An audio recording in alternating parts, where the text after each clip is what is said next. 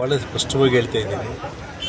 ಈ ವಿಷಯದಲ್ಲಿ ನಮ್ಮ ನಡೆದಾಡೋ ದೇವರು ಸಾಕ್ಷಾತ್ ಗವಿಶ್ರೀಗಳೇ ಮೊಟ್ಟ ಮೊದಲ ಬಾರಿಗೆ ಸಾರ್ವಜನಿಕರಿಗೋಸ್ಕರ ಕೊಪ್ಪಳದಲ್ಲಿ ಅವರು ನಡು ಬೀದಿಗೆ ಬಂದು ಹೋರಾಟ ಮುಂದಾಳತ್ವವನ್ನು ಅವರು ವಹಿಸಿರುವಂಥದ್ದು ನಾವು ಯಾರೂ ಮರೆಯೋಂಗಿಲ್ಲ.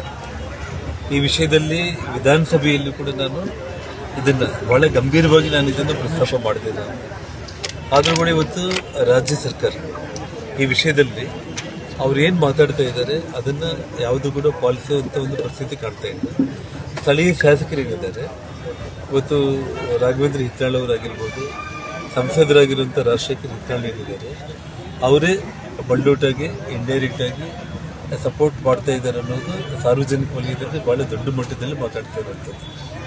ಇವತ್ತು ನಿಜವಾಗ್ಲೂ ಕೂಡ ಒಬ್ಬ ಜನಪ್ರತಿನಿಧಿ ಇವತ್ತು ಆ ಭಾಗದ ಶಾಸಕರಾಗಿ, ಈ ಭಾಗದ ಸಂಸದರಾಗಿ ಅವ್ರದ್ದೇ ಸರ್ಕಾರ ಇಟ್ಕೊಂಡ್ಬಿಟ್ಟು ಇವತ್ತು ಏನೇ ಮಾತಾಡ್ತಾ ಇದ್ರು ಕೂಡ ಬಂಡೋಟ ಕಾಮಗಾರಿ ಏನಿದೆ ಒಳಗಡೆ ತುಂಬ ವಿಜೃಂಭಣೆಯಿಂದ ಕೆಲಸ ಆಗ್ತಾ ಇದೆ ಅಂತೇಳಿ ಇವತ್ತು ಕೊಪ್ಪಳದಲ್ಲಿ ಸುಮಾರು ಕೆಲವೊಂದು ಗ್ರಾಮಗಳಲ್ಲಿ ಇವತ್ತು ಉಸಿರಾಡುವಂಥ ಒಂದು ವಿಷಯದಲ್ಲಿ ಭಾಳ ತೊಂದರೆ ಆಗಿಬಿಟ್ಟು ಆ ವಿಡಿಯೋನ ಪ್ರದರ್ಶನ ಮಾಡಿದಗಳಿಂದ ಹಿಡಿದು ಅಲ್ಲಿರುವಂಥ ವೇದಿಕೆ ಮೇಲೆ ಅವತ್ತೆಲ್ಲರಿಗೂ ಕಣ್ಣಲ್ಲಿ ನೀರು ಬಂತು.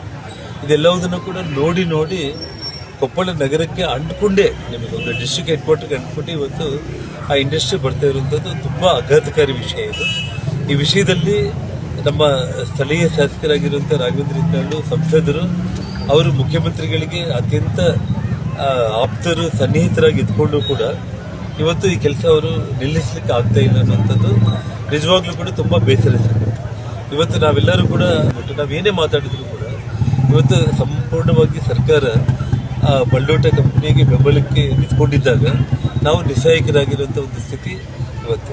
ಸೊ ಹಾಗಾಗಿ ನಾವು ಹೋರಾಟವನ್ನು ಮಾಡಿದ್ದೀವಿ. ವಿಧಾನಸಭೆಯಲ್ಲಿ ನಾನು ಭಾಳ ದೊಡ್ಡ ಪ್ರಮಾಣದಲ್ಲಿ ಧ್ವನಿ ಎತ್ತಿದ್ದನ್ನು ಕೂಡ ಇವತ್ತು ತಾವೆಲ್ಲರೂ ಕೂಡ ನೋಡಿರುವಂಥದ್ದು. ಆದರೂ ಕೂಡ ದುರದೃಷ್ಟ ಅಂತಂದರೆ ಇವಾಗ ಇವತ್ತು ಅಲ್ಲಿ ಇನ್ನೂ ನಾವು ಡೆಪ್ತಾಗಿ ಹೋದರೆ ಭಾಳ ವಿಷಯಗಳಿರ್ತವೆ, ಅದನ್ನು